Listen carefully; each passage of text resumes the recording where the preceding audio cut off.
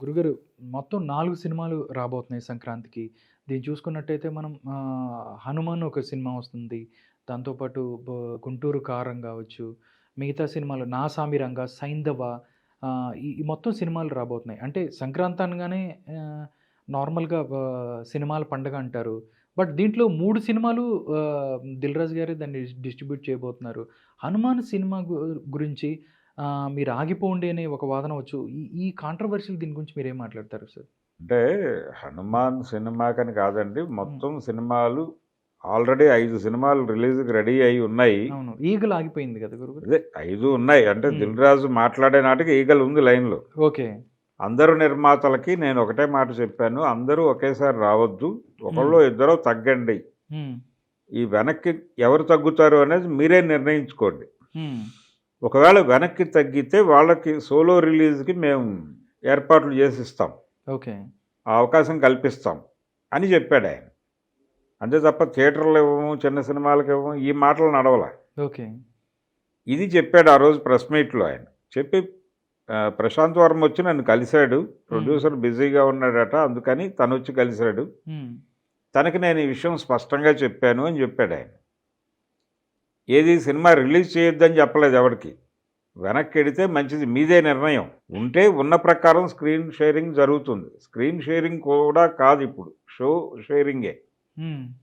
ఎందుకంటే సింగిల్ స్క్రీన్‌లో కూడా 2 ఆటలు ఒక సినిమా, 2 ఆటలు ఇంకో సినిమా వేసే పరిస్థితిలో ఉన్నాం మనం. ఇప్పుడు ఇప్పుడు. మల్టీప్లెక్స్‌లో మాత్రమే కాదు. హ్మ్. సింగిల్ స్క్రీన్స్‌లో కూడా మల్టీ షోస్ వేస్తున్నారు. ఎక్కువ షో వేస్తున్నారు. ఓకే ఆ సార్. పెరిగినవి రకరకాలుగా వాడుతున్నారు. హ్మ్. ఈ ప్రపంచంలో మనం ఉన్నాం ఇప్పుడు.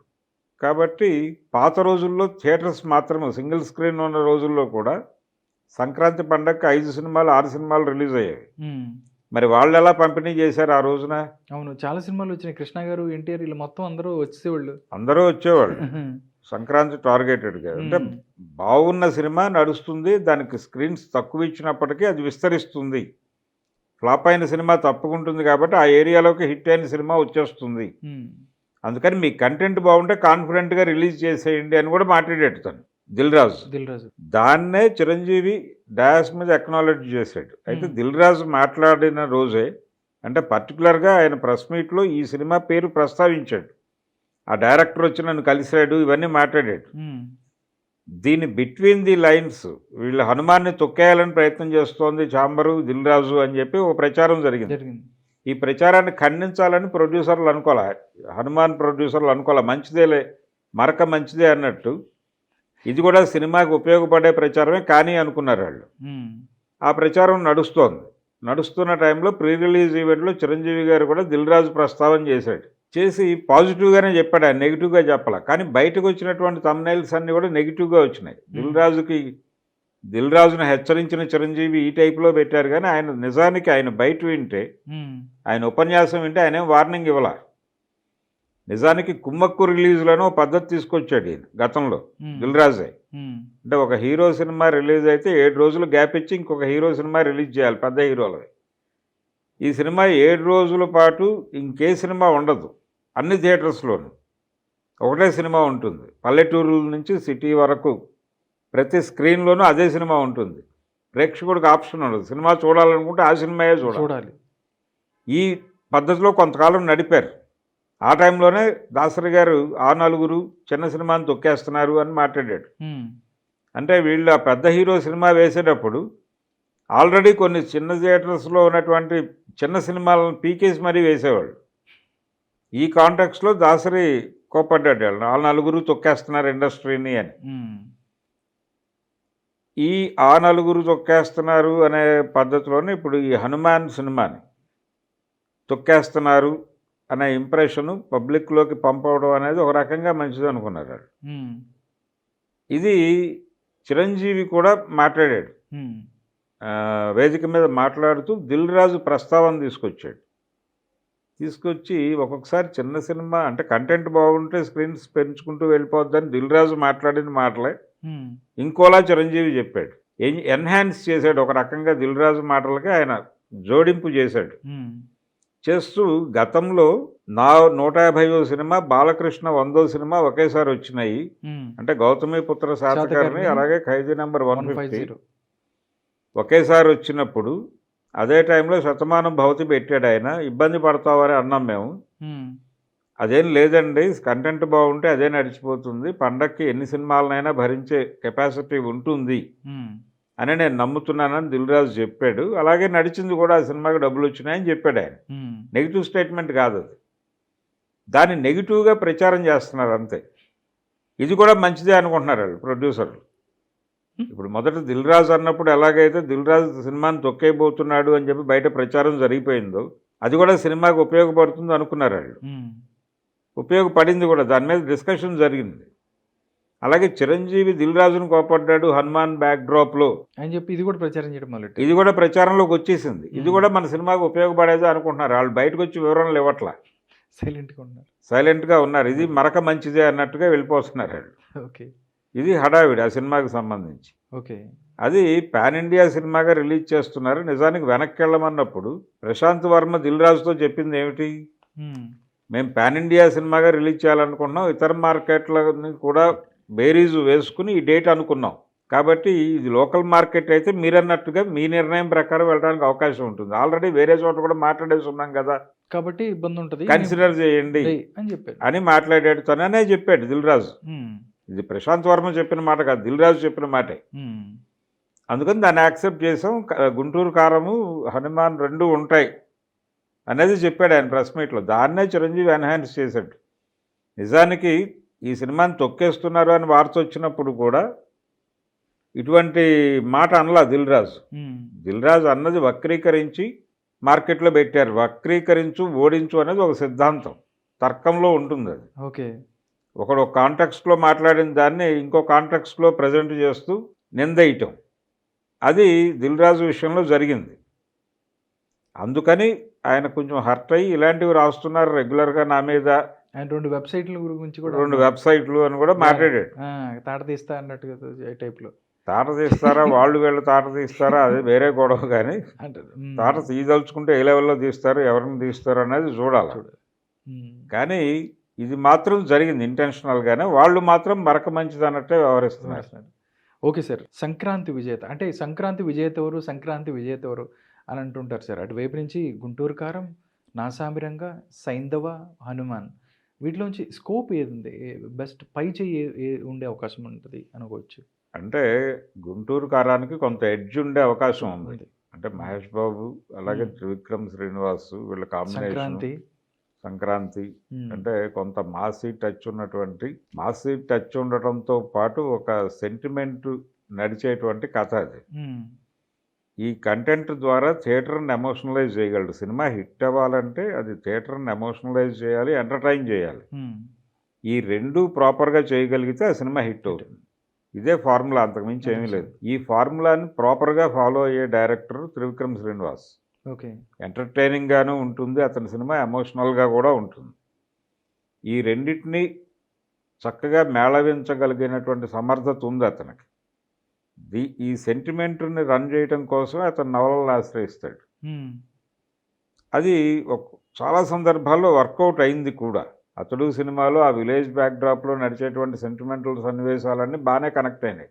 తాత మనవడు మధ్య వచ్చే సీన్స్ ఇవన్నీ, నాజర్కిను మహేష్ బాబుకి మధ్య సన్నివేశాలు, ఇవన్నీ ఆడియన్స్కి కొంత కళ్ళల్లో నీళ్లు తెప్పించినటువంటి పరిస్థితి చూసాం మనం. కాబట్టి గుంటూరు కారం వాళ్ళు వ్యూహాత్మకంగానే లో ప్రొఫైల్ మెయింటైన్ చేస్తున్నారు. ఆడియన్స్ని థియేటర్లోకి వచ్చాక వాళ్ళని సర్ప్రైజ్ చేద్దామనేది వాళ్ళ ప్రోగ్రాము. అది వర్కౌట్ అయితే అది సినిమా బిగ్ రేంజ్కి వెడుతుంది. కాకపోతే అది ఇతర మార్కెట్లలోకి పంప్ చేస్తున్నారా లేదా అనే దానిలో ఇంకా క్లారిటీ లేదు, చూడాలి. అది అయితే ఎడ్జ్ ఆ సినిమాకు ఉంటుంది అనుకుంటే, సైంధవ కొంతవరకు అంటే ఆ సినిమా మీద కూడా కొంత పాజిటివ్ టోన్ ఉంది ఆడియన్స్లో. ఓకే, కాబట్టి అది కూడా నడిచిపోవచ్చు, అది కూడా నడవచ్చు. రెండోది, దానికి పోటీగా ఉన్నటువంటి ఈగల్ సినిమా జనవరి 26కి షిఫ్ట్ అయింది. సో ఇది కూడా గుంటూరు కారంతో పోటీ పడుతుంది అంతే. గుంటూరు కారం ఓవర్ఫ్లో ఇక్కడికి వచ్చి ఇది మౌత్ పబ్లిసిటీగా మారితే సినిమా నిలబడుతుంది. దీనితో పాటు ఆ ముందు రోజు హనుమాన్ సినిమా కూడా ఉంది. హనుమాన్కి జరిగినటువంటి రకరకాల ప్రచారాల ద్వారా ఒక బజ్ క్రియేట్ అయిందని. ఆల్రెడీ జనాలకి బజ్ లేదు అనేటువంటి పేరుతో ఒక బజ్ ఏమో దానికి క్రియేట్ అయింది గుంటూరు కారానికి. దీనికేమో నెగిటివ్ పబ్లిసిటీ నుంచి ఒక బజ్ క్రియేట్ అయింది. దీన్ని తొక్కేస్తున్నారు, ఈ సినిమాని నలిపేస్తున్నారు అనే ప్రచారం రకరకాలుగా చేస్తున్నారు. దిల్ రాజు పేరుతో కొంత ప్రచారం అయింది, దిల్ రాజుని చిరంజీవి కోప్పడ్డాడు అనే పేరుతో ప్రచారం అయింది. ఏదేమైనా సినిమా గురించిన డిస్కషన్ నడుస్తోంది మార్కెట్లో. ఓకే. సో దానికి కూడా ఆడియన్స్ మొదటి రోజు వెళ్ళే అవకాశం ఉంది. సైంధవకి వెళ్తారు. సామిరంగ నాగార్జునకి చాలా కీలకమైన సినిమా అది, నా సామిరంగ అనేది. అది అక్కినేని నాగేశ్వరరావు గారి ఒక పాటలోంచి తీసుకున్న బిట్టు లైన్. నా జన్మభూమి అంత అందమైన దేశం అని సిపాయి చెన్నైలో పాట ఉంటుంది, అందులో బిట్ ఇది నా సామిరంగ అనేది. దాన్ని పట్టుకొచ్చి ఇక్కడ వాడారు, సెంటిమెంటల్గా వర్కౌట్ అవుతుంది అని. అయితే ఆయనకి గతంలో 2 సినిమాలు వరుసగా డిజాస్టర్స్ ఉన్నాయి, ఘోస్టు అలాగే దానికి ముందు వైల్డ్ డాగ్, 2 డిజాస్టర్స్ సినిమాలు. అలాగే ఏజెంట్ సినిమా, అదే ఫ్యామిలీ నుంచి వచ్చినటువంటి ఏజెంట్ సినిమా కూడా చాలా డిసప్పాయింట్ చేసింది. కస్టడీ సినిమా కూడా డిసప్పాయింట్ చేసింది. వాళ్ళ టోటల్గా అక్కినేని ఫ్యామిలీలో ఈ మధ్య కాలంలో దూత అనేటువంటి వెబ్ సిరీస్ కొంచెం పేరు తెచ్చుకుంది, పర్వాలేదు అనిపించింది అంతవరకే. థియేటర్కల్గా రిలీజ్ అయినటువంటి వాళ్ళ ప్రాజెక్ట్స్ నాగ చైతన్య కావచ్చు, అఖిల్ కావచ్చు, నాగార్జున కావచ్చు, ఎవరి సినిమాలు బతకలేదు అక్కడ. కాబట్టి ఈ హిట్ చాలా కీలకం. ఆయన పైగా విలేజ్ బ్యాక్డ్రాప్లో పంచకట్టు క్యారెక్టర్తో ఇలా చేస్తే సంక్రాంతికి రిలీజ్ అయితే అది డెఫినెట్గా హిట్ అవుతుంది అనే ఒక సెంటిమెంట్తో ఈ సినిమాని సంక్రాంతికి తీసుకురావాలని చాలా ఆవేశపడ్డారు. షూటింగ్ చాలా డిలే అయింది. ఓకే. వర్క్ విపరీతంగా ఈ పండగకి రిలీజ్ చేయాలి అనే దీంతో చేస్తున్నారు.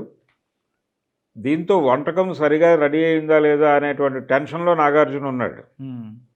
అందుకని ఆ సినిమా ఏమవుతుంది అనేది చెప్పడం అంటే కొంచెం రిలాక్స్డ్గా రాలేదు. అది హెక్టిక్ షెడ్యూల్లో చాలా రకరకాలుగా యుద్ధాలు చేసుకుంటూ వస్తున్నాడు ఆయన. కాబట్టి సైంధవ రిలాక్స్డ్గానే ఉంది, గుంటూరు కారం రిలాక్స్డ్గానే ఉంది, హనుమాన్ రిలాక్స్డ్గానే ఉంది. ఇవన్నీ కంప్లీట్ అయిపోయి రిలీజ్ కోసం రెడీగా ఉన్న ప్రాజెక్టులు. రిలీజ్ చేయడం కోసం తయారు చేస్తున్న వంటకం అది సామిరంగ.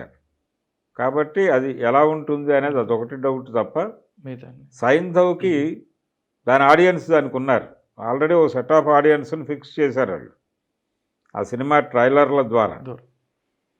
హాయ్ నాన్న సినిమా అప్పుడు నానిని వెంకటేష్ ఇంటర్వ్యూ చేశాడు. ఈయనకు కూడా ఈ తరహా సబ్జెక్ట్ ఏదో చేయబోతున్నాడా, ఇంత ఇంటెన్స్తో ఇంటర్వ్యూ చేస్తున్నాడు అనుకున్నారు. కానీ దాదాపు అలాంటి లైనే కనిపిస్తోంది ఇక్కడ కూడా. అటాచ్మెంట్ ఎక్కువ ఉన్నటువంటి కూతురు తండ్రి మధ్య కథలాగానే కనిపిస్తోంది ఇది కూడా. ఆ కూతురి ఆరోగ్యం కోసం ఆయన చేసేటువంటి యుద్ధం మెడికల్ మాఫియాతో, ఆయన పాత జీవితం వల వేస్తోంది, కొత్త జీవితం వెలివేస్తోంది అని ఆత్రేయ గారి పాత డైలాగ్ ఒకటి ఉంది.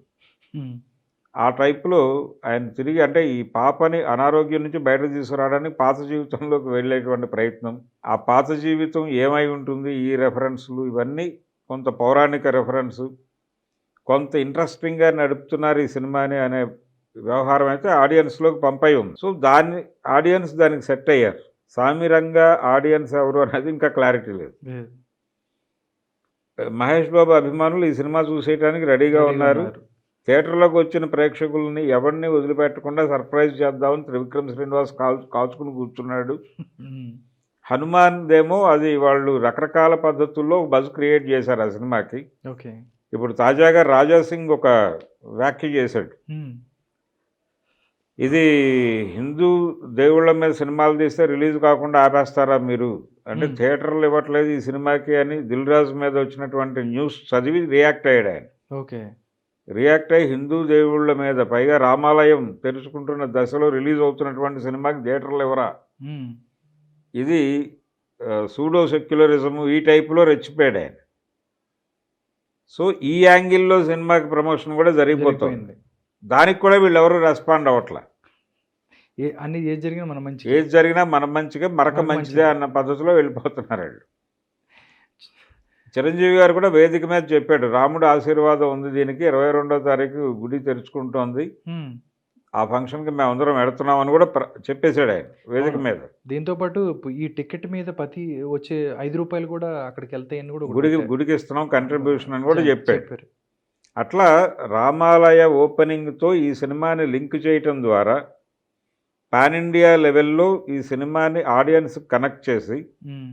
RRR సినిమా ఎలాగైతే రామాంజనేయ యుద్ధం కథ ద్వారా పాన్ ఇండియా ఆడియన్స్ని అట్రాక్ట్ చేశారో అదే వ్యూహంతో ఈ సినిమాని కనెక్ట్ చేయాలి అనేటువంటి మూడ్లో ఉన్నారు వీళ్ళు. హ్మ్. కంటెంట్ నిజంగానే ఏమాత్రం బెటర్గా ఉన్నా కానీ కనెక్ట్ అవుతుంది. హ్మ్. గతంలో ఒక మాట అల్లు అరవింద్ గారు అన్నాడు అఖండ టైంలో, ఇది శైవం మీద తీశారు, ఇదే లెవెల్లో కనుక వైష్ణవం మీద తీస్తే పాన్ ఇండియా లెవెల్లో సినిమా ఎరగొట్టేస్తుంది అని. హ్మ్. ఎందుకన్నాడు ఆ మాట అంటే, విష్ణుమూర్తి మార్కెట్ నేషనల్ మార్కెట్, మార్కెట్. శివుడిది ప్రాంతీయమే అన్న పద్ధతిలో. మనకు శివాలయాలు దేశం అంతా కనిపిస్తాయి కానీ వైష్ణవాయలు మొత్తం వైష్ణవ కల్ట్ అనేది కొంత ఎక్కువ ఉంటుంది. ఉత్తర భారతదేశంలో ఎక్కువ ఉంటుంది. కాబట్టి పాన్ ఇండియా మార్కెట్ని అడ్రస్ చేసేటప్పుడు వైష్ణవాన్ని పట్టుకోవటం మంచిది అనే మాట అన్నాడు ఆయన. దాన్ని పట్టుకునే కార్తికేయ 2 చేసినట్టున్నారు, అది పెద్ద హిట్ అయింది, అక్కడ ఎక్కువ డబ్బులు కలెక్ట్ చేయగలిగింది. హ్మ్. కాబట్టి హనుమాన్ కూడా ఆ ఎడ్జ్ ఉంది, ఆ ఎడ్జ్ ఉంది కాబట్టి భారీగానే దానికి అది పాన్ ఇండియా ప్రాజెక్ట్ కింద వదిలేయాలి. గుంటూరు కారం ఏ లాంగ్వేజెస్లో రిలీజ్ చేస్తారనేది చాలా ఇంకా ఇప్పటికీ క్లారిటీ లేదు. అది ట్రైలర్లో కూడా వాళ్ళు అలాంటి విషయాలు చెప్పే ప్రయత్నం చేయలేదు. రేపు ప్రీ రిలీజ్ ఈవెంట్ ఉంది, దాంట్లో చెప్పాలి, దాన్ని బట్టి డిసైడ్ అవుతుంది. ఓకే, చూద్దాం గురుగారు. సంక్రాంతి అంటేనే ముందు పెద్ద పండుగ, దీంట్లో సినిమాల కోసం అందరూ ఎదురు చూస్తుంటారు. అన్ని సినిమాలు హిట్ అవ్వాలని, మంచి మార్కెట్ రావాలని కోరుకుందాం. Thank you so much Bharadwaj గారు. థ్యాంక్ యూ అండి.